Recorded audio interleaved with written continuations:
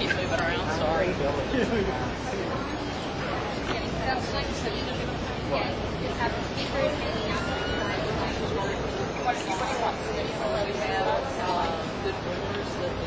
Everyone, I'm Don Safer with the Tennessee Environmental Council. I live in Nashville. Happy to be here in Knoxville.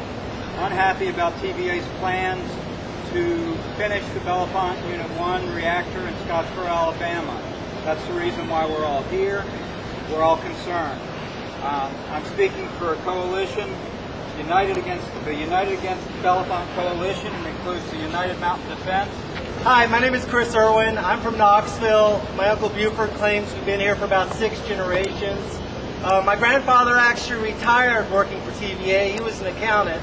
It's nothing personal. But he and I, growing up, got to watch TVA destroy themselves with nuclear power, with their infatuation with the nuclear power industry. We got to watch them destroy themselves economically as they ran up a $28 billion tab with their disastrous flirtation with nuclear power. We got to watch the Browns Ferry facility nearly have a full meltdown because the engineers accidentally lit the insulation on fire with lit candles. We got to watch an industry plagued with problems.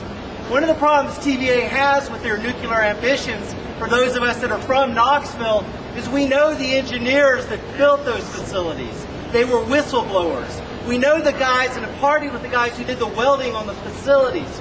These facilities were plagued with problems. Make no mistake, we're talking about cutting-edge 1960s technology that TVA assures us we don't have to worry about. And the thing is, my family's been here for generations. I don't want to have to be a nuclear refugee living on the West Coast. TVA assures us, oh, don't worry about, sure they had problems with Fukushima.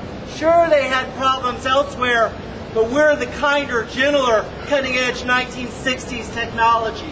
We can do it better. TVA says, oh, ignore our 30-year disastrous history with nuclear power. Ignore when we had an 800 number where you could literally call and find out what the disaster of the day was in the 90s.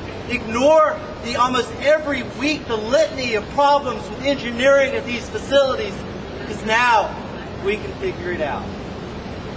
What are we talking about? Risk. Risk is what we're talking about. TVA has decided that our lungs, our future, our community, our valley is worth the gamble they want to take. They're taking a gamble with our lives. And let's look at who else has evaluated these risks. The insurance industry. Who is the insurance industry? What is the private insurance industry's job? They evaluate risk. In a pure, cold-blooded, capitalistic fashion, insurance companies look at things and decide whether or not they want to insure them. And what did they say in the 70s when the nuclear power industry began saying, hey, would you like to insure us? The insurance industry across the board said, hell no. Thank you for asking. Absolutely not. Because they knew one of these reactors going could destroy their entire industry. The nuclear power industry in America could not get an insurance policy until the Price-Anderson Act was passed, limiting their liability. That should disturb all of you. The people whose sole job is to evaluate risk, when evaluating the risk of these nuclear power plants, would not touch them because they were worried they would be destroyed and had to have Congress limit their liability. What we are talking about is corporate welfare to the nuclear industry. Have no doubt. And I won't call them corporate welfare mothers, because mothers actually produce something that we all can use. Children. What do we get from this industry? They get the money. We get radioactive waste.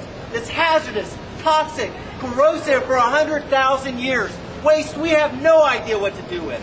We have no idea what to do with these wastes. If we knew how to deal with radioactive waste that was corrosive and toxic for 100,000 years, it would be a breakthrough that would beat having a man on the moon. It would be a Newsweek, Fox News, CNN. It would be all over the planet. Oh my God, we know how to deal with corrosive radioactive waste for 100,000 years. We don't know how to deal with it. The plan seems to be that eventually to let it ooze into the atmosphere and the air we breathe. And here in the Great Central Valley, down in the bottom of the valley, we are a particular risk when, not if, when we have another problem with these facilities.